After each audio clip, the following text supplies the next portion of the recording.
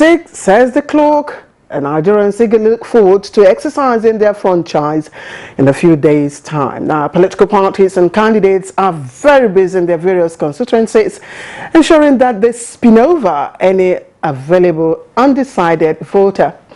All right, now, Saturday, February 16, 2019 will be historic as Nigerians decide who takes them to the esteemed next level or get Nigeria working again, as the case may be, for the next 4 years. Now, as the euphoria permeates the length and breadth of the Nigerian space, it is important to note that there are rules and regulations binding on all participants as far as election matters go. Now, this begs the question of how prepared the electorate is in carrying out his or her civic responsibility. Now, are they sufficiently knowledgeable about INEC guidelines and general conduct during and after elections? How equipped is the electoral officials ahead of the task? And we will try to bring you answers to these questions and more on the program today. Of course, I'm not alone. I'll be having my guests who will be throwing more light on the issues that we will be raising. I will be introducing them in just a moment. For now, this is Nigeria Today, and I'm Claire Adilabu Abdurrazak. Thank you for joining me.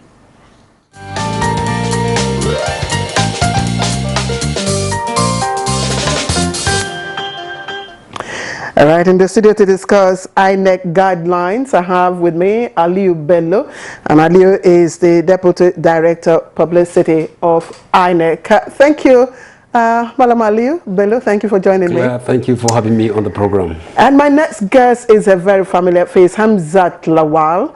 He is a leader of Not Too Young to Run movement. He's also the CEO Connected Development. He also follows the money, and most importantly, he's a 2019 accredited observer. Hamzat, thank you once again for joining me. It's great to be here again.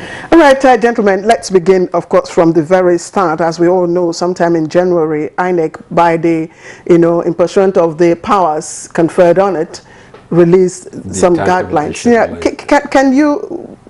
can you remind us a breakdown of the key points of those guidelines? Well, actually, the document you are referring to is the timetable and schedule of activities for 2019 general elections, which contains about 14 lead items. So far, 10 to 11 have been successfully covered. Okay. The remaining is just the conduct of elections. And we look forward to the 16th day of this month, that is Saturday, to conduct the presidential and National Assembly elections in all the 119,973 polling units across the nation. And one good thing about the preparation is the Commission has already identified and recruited ad hoc staff that will conduct the exercise, have procured the necessary materials that are needed for the conduct of the polls. All we are waiting for is for the D-Day, that is Saturday, 16th February 2019. Okay, before I bring in Hamza, give us a scenario of what we're likely to see, at every polling, center on the D-Day. Actually, the polls will open by 8 a.m., God willing, and will close by 2 p.m. So every voter that is wishing to vote is expected to be in his or her polling unit with PVC, with permanent voter card, between the hours of 8 o'clock in the morning to 2 p.m. However, if the voters are still on the queue at 2 p.m., will be permitted to vote. But if peradventure by 2 p.m. no one is on the queue, it is assumed everybody has voted, or at least we have exhausted the reasonable number of willing persons to turn up to vote. So by 2 p.m., unless in units where there are voters queuing up and waiting to vote, the voting will be over. Then the next process is emptying the ballot boxes, sorting and counting at PU, announcement of results at PU, then subsequently collation at all levels. Stands for polling units. That's it. Sorry, okay. I'm used to the shorter form of calling it. Okay. So at that time of 8 to 2 p.m., that is preserved for citizens who have duly registered, who have their permanent voter cards, to turn up at their own polling units to now exercise their franchise unimpeded. Now, when you say at a particular time, it's for those who have duly been cleared to come? Are we having separate, voting procedure? That's one good thing. The procedure has amended. In 2015, voters will remember that we had separate time for accreditation, a different time for voting. And it was observed that in 2015, after accreditation, over 2 million Nigerians did not turn back to vote. Okay. So the Commission is so conscious, so mindful of the number, and decide to move strategically forward to address the issue. And for that reason, the review and general overhaul of the voting procedure was adopted by Commission.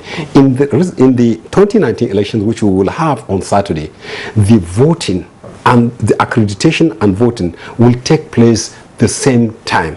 As voter is accredited to vote, he will be issued his ballot paper and will have to select, go to the voting cubicle to thumbprint on the party of his choice, then cast his ballot. He has the option of either to wait until after the end of process for him to witness what happened, or to leave.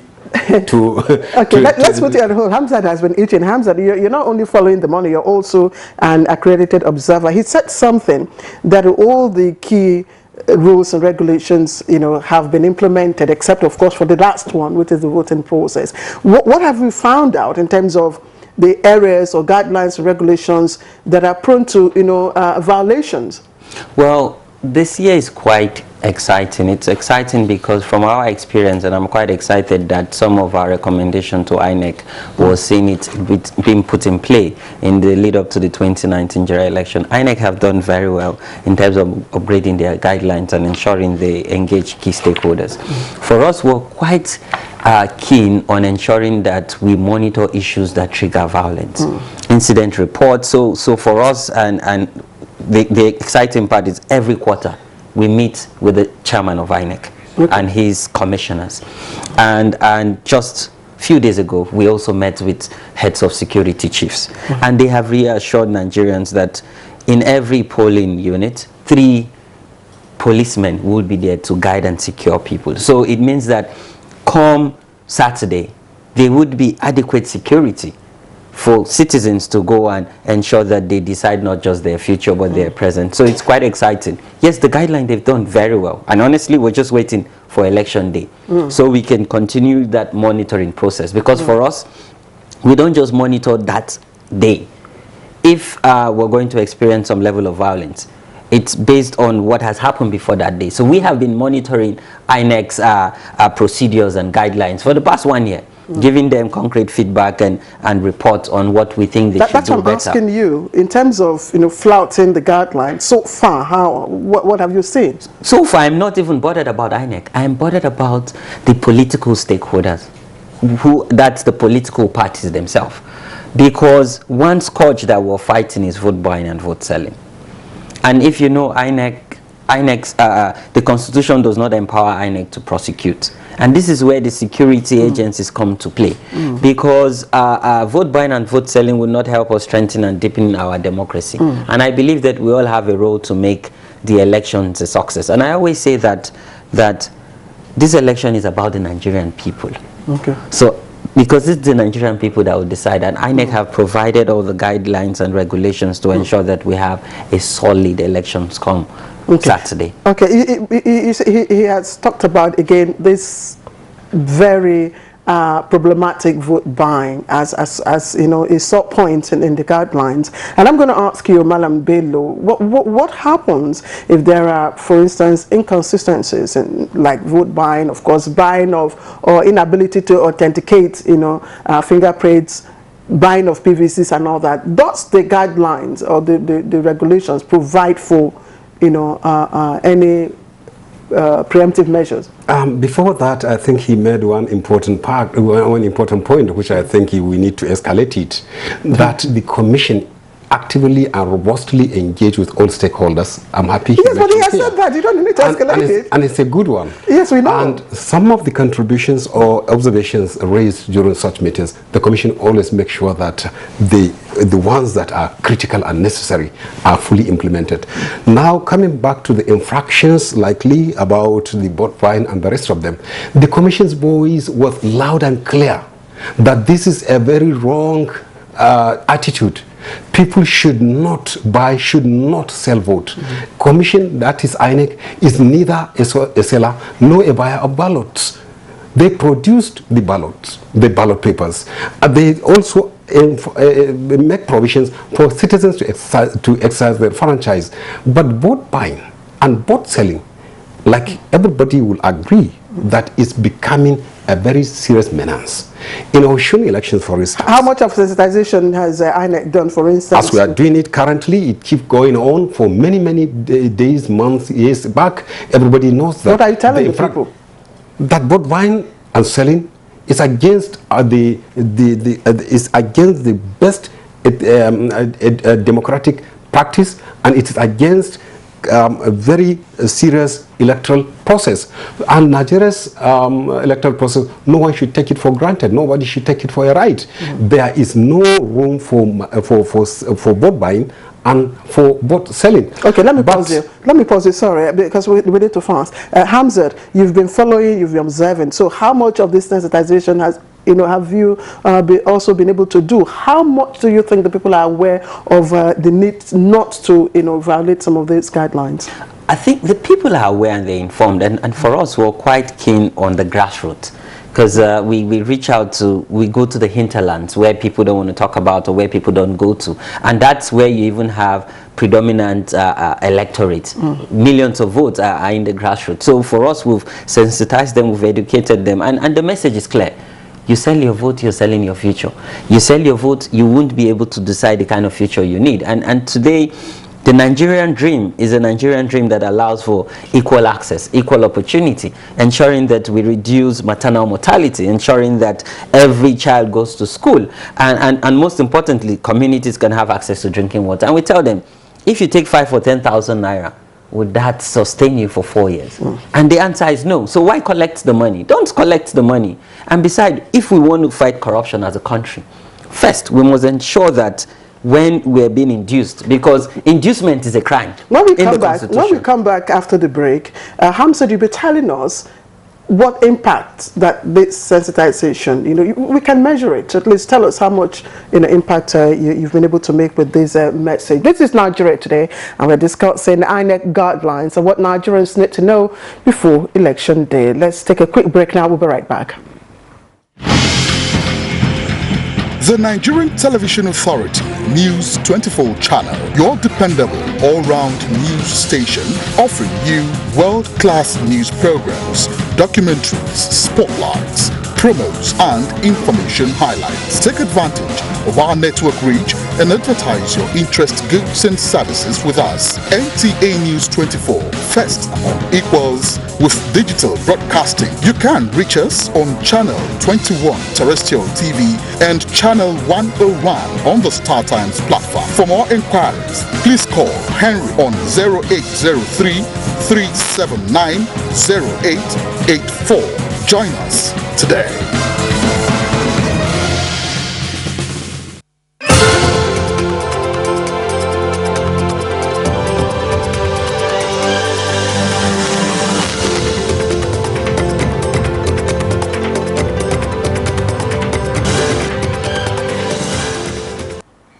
All right, welcome back. This is Nigeria Today, broadcast live on NTA News 24 Abuja. Aliu Bello is the Deputy Director Publicity of INEC, and Hamzat Lawal of the Not Too Young to Run movement. Both of them are still here with me in the studio. And of course, we're looking at the INEC rules and guidelines ahead of Saturday's election. Hamzat, I paused it a while before we went on the break. So how much impact has the sensitization, on the people? For us, we've seen a lot of impact, and because we have a reporting mechanism where we're asking citizens to also monitor and observe the entire process, because for us, we want to ensure ownership. Once there's ownership in the entire process, what this means is people now feel a sense of responsibility and take that responsibility to ensure that the right things are done. So we have a hotline where citizens have been sending reports and feedback. Are they rejecting the money? Are they rejecting the... I would give you a quick example. There was a candidate that took wrapper, salt, and the usual granite oil. And the community said, no, wait. Oga, wait. Come down from your jeep. Sit down. Tell us what you would do in the next 4 years and what you have done in the past. So now people are asking, yes, people are asking. I can name some of these communities we've visited that have done this practically. And these politicians went back with all these items with shame. And we've gotten calls from this community saying, you know, this is happening, what should we do? And we're saying, no, this is what you do. And what we also did was we drew up a pledge card and asked the community to tell the politicians to sign that pledge card. It's called the Vote for Wash. Now, before Madam Bello, how much burden are you having from the politicians themselves, and how are they helping to ensure that we have a credible poll? Hamza made a good one, that sensitization and awareness creation is critical to the success of every campaign, every process of INEC. In fact, vote buying, like we said, and we have been clamoring for clamping the menace and nipping it in the bud, making sure that 2019 election outcome is not influenced, is not affected by any form of endorsement, ensuring that voters exercise their franchise without having undue influence by use of money. In fact, for that reason, the Commission dedicated a whole line, a number, specifically to report vote buying. So should in case any person within the polling unit or anywhere the vote buying and selling is taking place, he can call out that number. It's a very simple number, 0903, then you put 444 into 4 places, 333 into 3 places. That line is specially dedicated for reporting vote buying. And whenever we receive any report, the officers on ground around that area will be actually engaged to ensure that you may the have right to of repeat arrest those by numbers police again so that we can have 0903 444 into 4 places, 333 into 3 places. That's the number to report vote buying. And Nigerians are encouraged to report to INEC through all social media platforms. In fact, we have the Facebook, the Instagram, and the WhatsApp, everything that social media provides. Again, let's quickly move. We've talked about vote buying. Let me give you, of course, Section 8B, I think, of the Electoral Act makes provision for the use of smart card reader. It makes it mandatory. Now, what happens in the case, for instance, that has been thrown up by, the one that got burnt in Oka, just I think today or a few hours ago. What happens in those cases? I would like to say, in particular, those fire incidences that happened in 2 places will not affect the 2019 elections. After all, we still have time to make arrangement to provide those to replace those that we have lost. But it's unfortunate anyway that nobody wishes to be losing any of his so no one will be disenfranchised. It will not affect anyone in in those constituencies, in those areas. But also when card reader, we are talking about card reader. On election day, card reader is a device and might fail. In case of such failure, the Commission make an alternative arrangement for substitution. Every card reader that fails will be substituted within minimum. I'm sorry, I keep pausing you because we are running. We want to get as much information as we can in less than 30 minutes. Let's speak about the recently inaugurated election tribunal, Hamza, and that's ahead of the general elections. What are your thoughts about that? I think that the last hope of every ordinary Nigerian is the judiciary, and I believe that we must continually support in that arm of government, particularly the fact that we need to strengthen our institution and keep ensuring that we hold these people to account, as much as they're also the judiciary officers. For me, I feel that Nigerians should not be carried away by the controversy. We must continue in that engagement and always demand for accountability of every official. No one should be above the law. In terms of turnout, do you envisage any surprises in terms of turnout? No, I'm very sure that we're going to have huge turnout. If you look at the statistics, 51.1% are young people. The total number is over 80 million. So it means that over 45 million are young people, 20 million people living with disability. And out of the over 40 million or 45 million that are young people, 22 million are students. So what this tells you is we decide who becomes the next president, which is exciting. So for young people that are saying they're unemployed, that vote on Saturday would determine if you get a job, how much you get paid, and how much you get taxed. Okay, let me talk about INEC officials now and how prepared they are to handle, of course, or tackle and manage electoral offenses during this election. In all PUs, we will have at least a minimum of 4 officials. Where we have created the voting points, we could have more. The essence of having more is to ensure that as voters turn out to vote, they are attended to within a reasonable length of time. Consider that the polls open at 7, at 8, and will close by 2, which means in units where we have large number of registered voters, the commission has to improvise and add more election personnel to attend to voters. So that's the essence of creating the voting points within a larger point, but coming together to form one single results. Not that a voting point would have its own independent results and will transmit its own result on its own. No, we have created voting points to expedite the process at lower level. The soonest the process is over at polling unit level, the rest of it is to collate results at various levels of collation. This last question, and I'll give it to Hamzat. Do you see any blind spots in terms of security architecture and, you know, in any part of the country? No, I think with the feedback we got from some of the security chief, it has actually built confidence, particularly because for us, we're more keen about the process. We're not keen about the result as an organization and as an accredited observer for the 2019 election. It's the process. The process, what would undermine the election. And mind you, for violence to erupt, there are indices that would show, and for us, we've been documenting this using data, and our platform USABE would document and amplify it so that security agencies can mobilize and the last word from you to the voter for Saturday. The voter should be ready with his PBC and be at his polling unit at 8 and ensure that he respect the protocol, the process and procedure provided for the conduct of free, fair and credible elections.